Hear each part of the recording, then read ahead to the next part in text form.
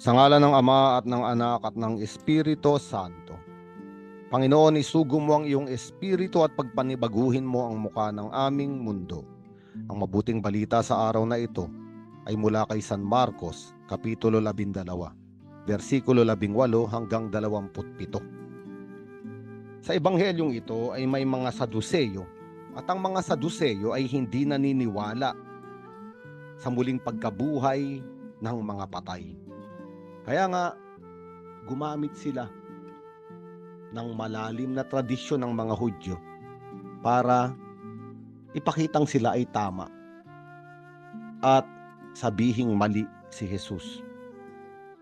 Sabi ng mga Saduseyo, isinulat po ni Moises para sa atin na kung mamatay ang kuya ng isang lalaki at ang asawa nito'y maiwang walang anak, yung nakababatang kapatid ay dapat pakasal sa biyuda.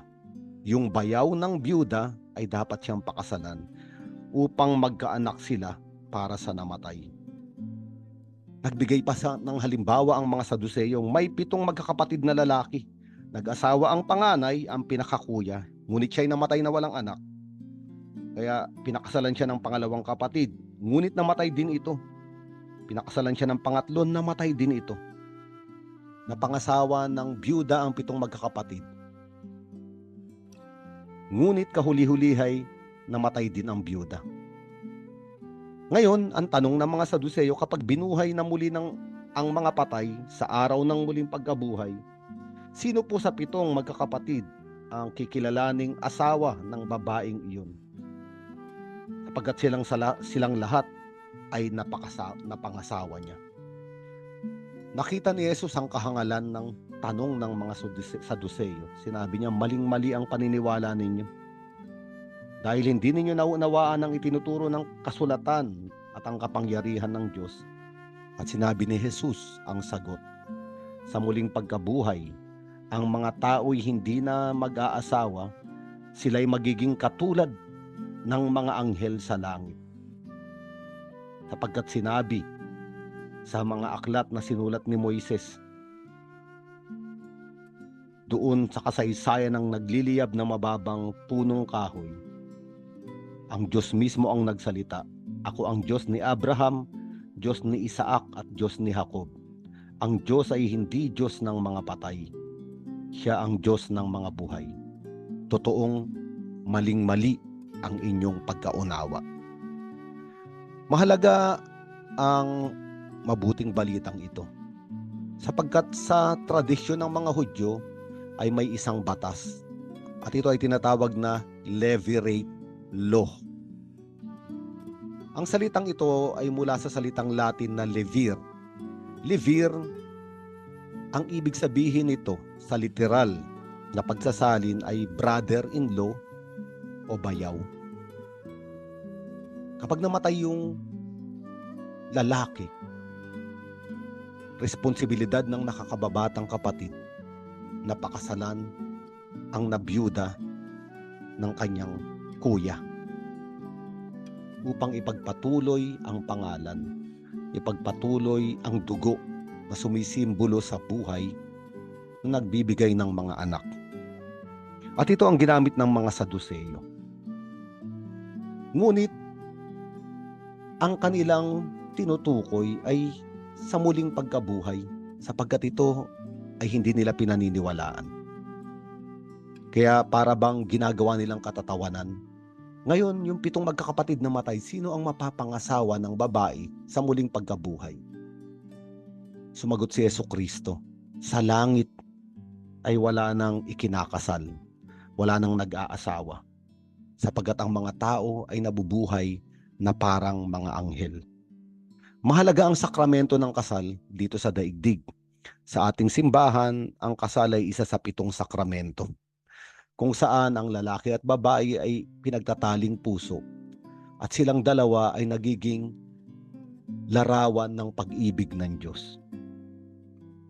Ngunit sa buhay na walang hanggan doon sa langit, ang lalaki at babae ay hindi na ikinakasal sa isa't isa. Sapagkat tandaan natin na nasa kasulatan din, nasa Biblia, na isang kasalan na lamang ang mangyayari sa kalangitan. At ito ang kasalan sa kordero. Nakasulat ito sa aklat ng Pahayag, Kabanata 11 hanggang Kabanata 21. Na lahat tayo, lalaki man o babae, ay ikakasal sa kordero. At ang kordero ay ang kordero ng Diyos, ang ating Panginoong Hesukristo. Siya ay ating makakaisa, sapagkat tayo ay mabubuhay sa kanyang pag-ibig doon sa buhay na walang hanggan.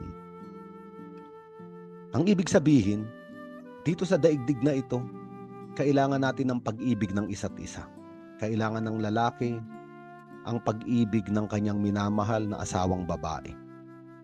Ang babae ay kailangan ng pag-ibig ng kanyang minamahal na asawang lalaki. Sa daigdig na ito, tayo ay kailangang mag-ibigan at magmahalan upang tayo ay maganap, upang makumpleto ang ating kalikasan na nalikha sa pag-ibig. Ngunit sa buhay na walang hanggan o sa muling pagkabuhay, sapat na ang ganap na pag-ibig ng Diyos para sa ating lahat.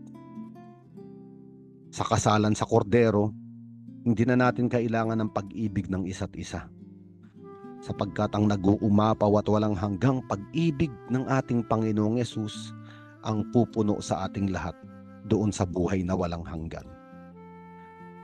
Kaya nga parang sinasabi sa atin ng mabuting balitang ito, na tayo ay magnasa ng muling pagkabuhay.